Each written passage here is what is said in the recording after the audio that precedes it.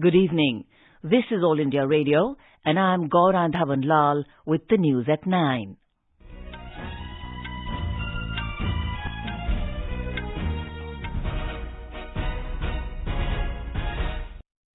The headlines.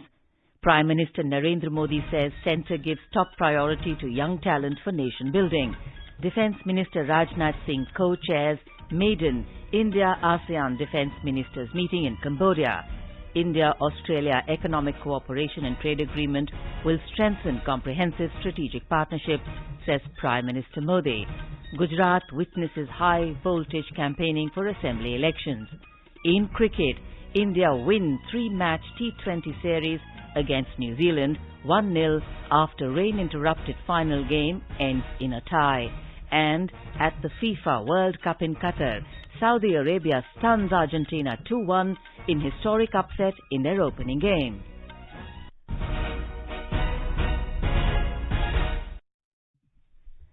Prime Minister Narendra Modi today termed youth the biggest strength of the country. Mr. Modi said the government is giving top priority to utilize their talent and energy. The Prime Minister was speaking after distributing over 71,000 appointment letters to newly inducted recruits at the Rozgar Mela through video conferencing at 45 locations across the country. Bharat जैसे युवा देश में हमारे करोड़ों नौजवान इस राष्ट्र की सबसे बड़ी ताकत है। अपने युवाओं की प्रतिभा और उनकी ऊर्जा राष्ट्र निर्माण में ज्यादा से ज्यादा उपयोग में आए, इसे केंद्र सरकार सर्वोच्च प्राथमिकता दे रही है. Mr. Modi said the government is working in mission mode to provide government jobs. He said several Rozgar Melas have been organized at various states and this campaign will continue in the future. On India's efforts to becoming a developed country in the coming decades, the Prime Minister said experts around the world are optimistic about the country's growth trajectory. He said the country has the potential to becoming a manufacturing hub of the world. He stressed that skilled manpower will play an important role in this direction.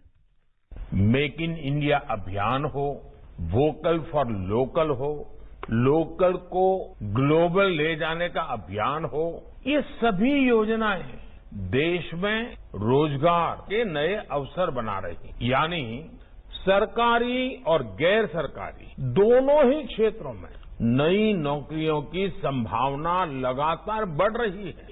ये नए अवसर युवाओं के लिए उनके अपने शहर, अपने गांवों में बन रहे हैं और वो अपने क्षेत्र के विकास में पूरा सहयोग भी कर पा रहे हैं.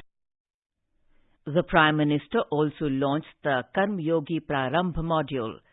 This module is an online orientation course for all new appointees. The maiden India-ASEAN Defence Ministers meeting was held at Siem Reap in Cambodia today to commemorate the 30th anniversary of India-ASEAN relations in 2022.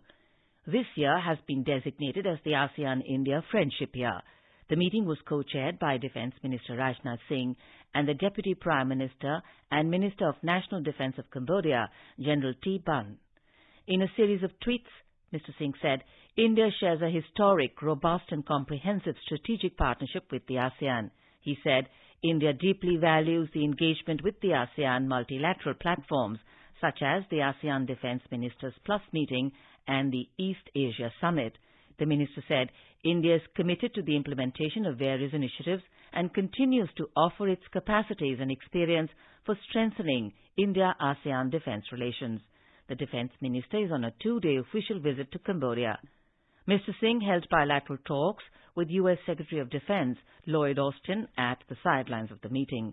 Both ministers discussed a wide range of issues of mutual interest while expressing their commitment to strong India-U.S. defense cooperation. He looked forward to building a roadmap towards greater defense industrial collaboration between India and the U.S. The two leaders expressed their commitment towards an inclusive and rules-based Indo-Pacific with the freedom of navigation, overflight and unimpeded trade. Prime Minister Narendra Modi today thanked the Australian Prime Minister Anthony Albanese as Australia-India Economic Cooperation and Trade Agreement was passed in the Australian Parliament. In his message, Mr. Modi said the agreement will strengthen the India-Australia Comprehensive Strategic Partnership and will be welcomed by Indian and Australian business communities. Commerce and Industry Minister Piyush Goyal also termed the passage of the legislation in the Australian Parliament as a significant moment for bilateral ties. Briefing the media in New Delhi this afternoon, Mr. Goyal said the move is a recognition of India's growing global stature. Mr. Goyal further stated that the agreement opens up significant new opportunities across sectors for Indian businesses.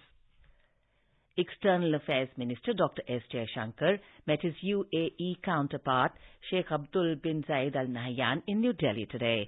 They reviewed the continuous progress in bilateral relations across different domains since the 14th Joint Commission meeting held by them in September this year. They appreciated the progress in the bilateral relationship, especially in trade, investment, consular matters, education and food security. India is amongst the top 5 best-performing countries on climate change. The latest report of the Climate Change Performance Index 2023, released at COP27, shows Denmark, Sweden, Chile and Morocco as the only 4 small countries that were ranked above India. The Power Ministry said India has jumped 2 spots higher and now ranks 8th as per the Climate Change Performance Index. The first, second and third ranks were not awarded to any country.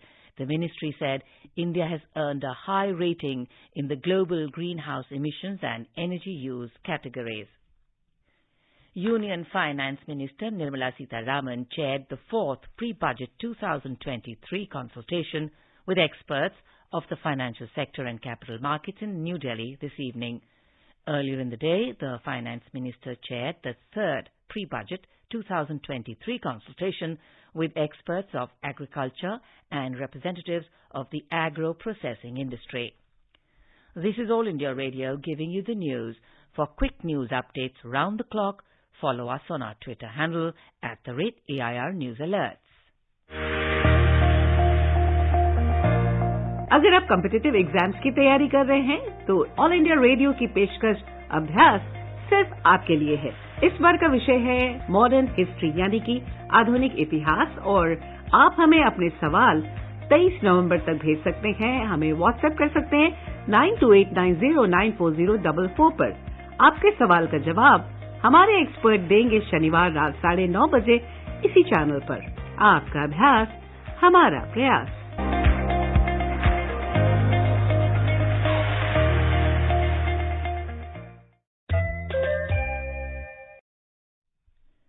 Gujarat is witnessing high-voltage campaigns for the assembly election. The BJP launched an intense campaign for the second phase today. The party's national president, J.P. Nadda, addressed marathon rallies at Sahera, Chansama, Siddhpur in north and central Gujarat. Mr. Nadda hit the opposition on politics of casteism and polarization. Several BJP leaders and union ministers, including Amit Shah, intensively campaigned for the party today. Mr. Shah addressed 3 public meetings at Khambat, Tharad, Disa. Congress leader Kanhaiya Kumar addressed a rally at Daryapur in Ahmedabad. Aam Aadmi Party chief Arvind Kejriwal also held rallies at Khambhalia and Surat to woo voters. Our correspondent reports that there will be a tripartite struggle between the BJP, Congress and the AAP in the tribal belt of the state, which is spread over 14 districts from Ambaji in the north to Umbergaon in the south. Voting for the first phase will be held on 1st December, while in the second phase, the state will go to polls on the 5th of December. Counting of both phases will be held on the 8th of December. We have a report.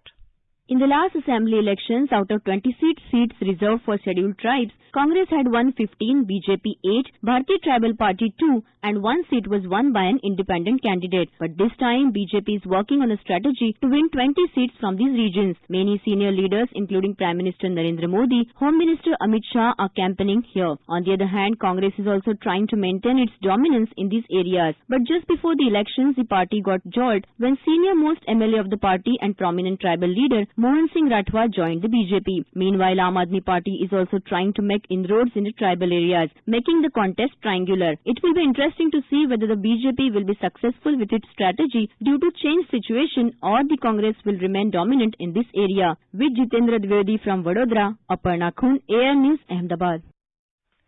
In Meghalaya, 6 people were killed and 2 were severely injured in firing early this morning at Mukro village in West Jaintia Hills district. The injured were rushed to hospital. Meghalaya Chief Minister Conrad Sangma confirmed that 5 people from Meghalaya and 1 Assam forest guard were killed in the incident. Chief Minister Sangma said that the Assam police, along with the Assam forest guards, detained a truck carrying timber at Mukro village inside Meghalaya. On hearing about the incident, villagers surrounded the forest guards and Assam police, which resulted in the firing incident. The Meghalaya government has suspended mobile internet services in 7 districts of the state. He added that an ex gratia of 5 lakh rupees each will be given to the next of kin of the deceased. Meanwhile, the Meghalaya cabinet has decided to meet the Union Home Minister Amit Shah on the 24th of this month following the firing incident. The government's premier publishing house, Publication Division, has brought its literary treasure to the International Film Festival of India, IFFI, in Goa. It is exhibiting its collection of books and journals at the Film Bazaar. More from our correspondent. Publication Division is exhibiting its collection of books on history of India's freedom struggle and freedom fighters.